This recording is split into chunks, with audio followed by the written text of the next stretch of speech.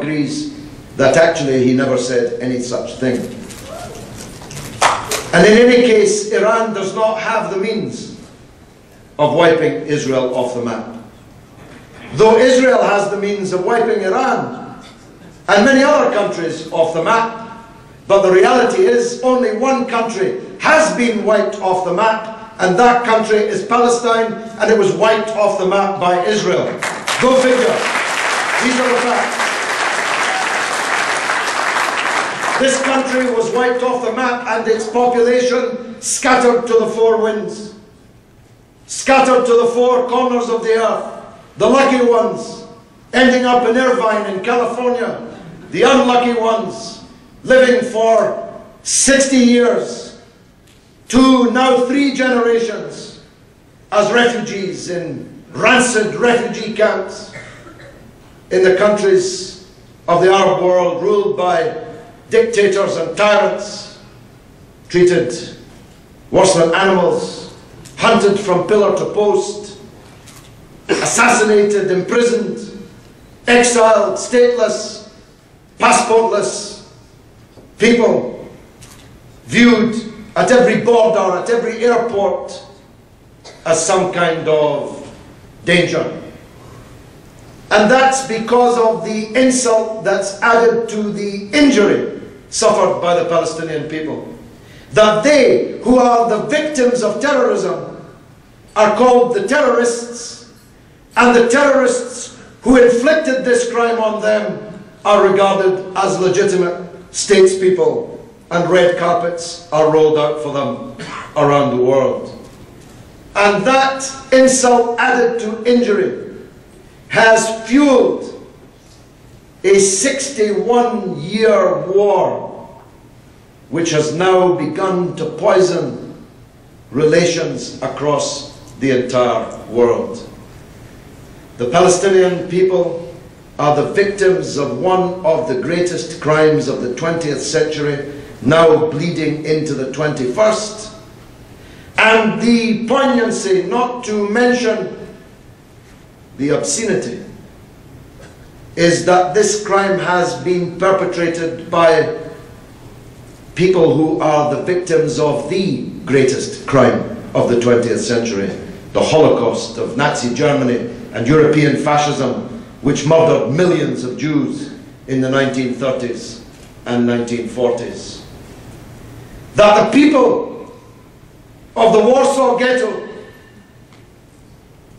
who decided that rather than die of starvation in ones and twos, would rise up in their thousands against fascism and fight it in the uprising in the Warsaw Ghetto, should now be, at least by the statements of the Israeli government itself, represented by a state calling itself the Jewish state, dropping phosphorus gas on civilian people who have been conveniently locked up so that they can be bombed and so that they can have nowhere to run, nowhere to hide.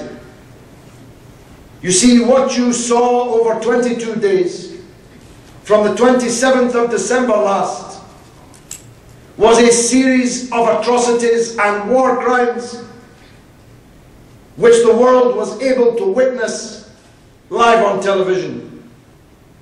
But none of those crimes was greater than the use of the illegal white phosphorus.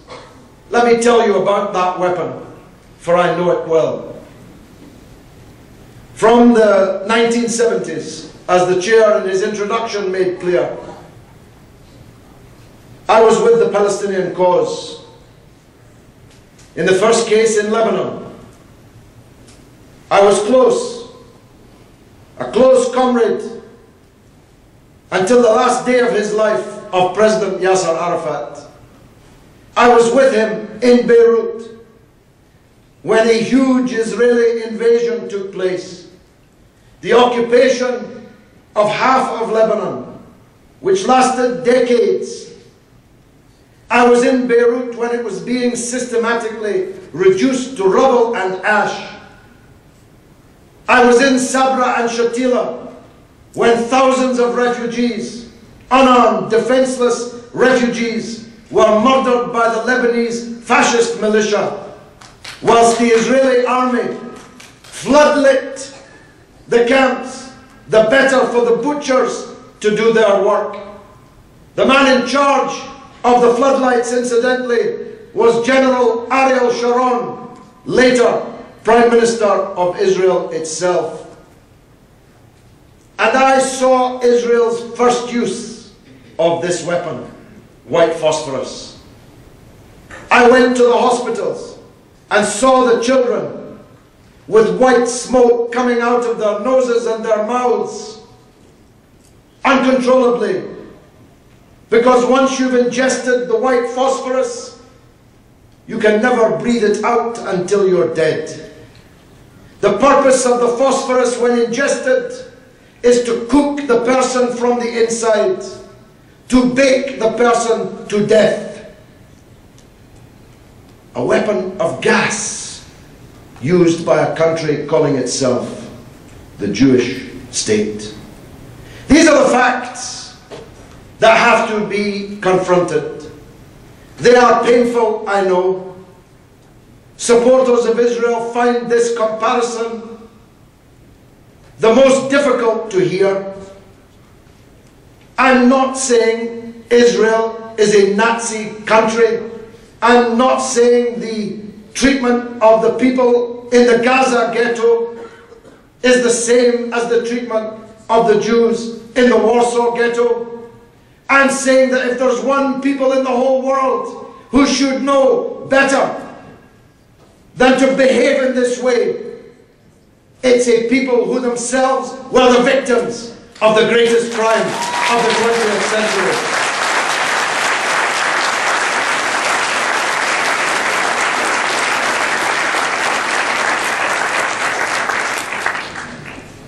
We saw it on television.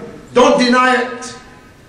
The United Nations conducted an inquiry which unanimously found that Israel had committed war crimes in Gaza.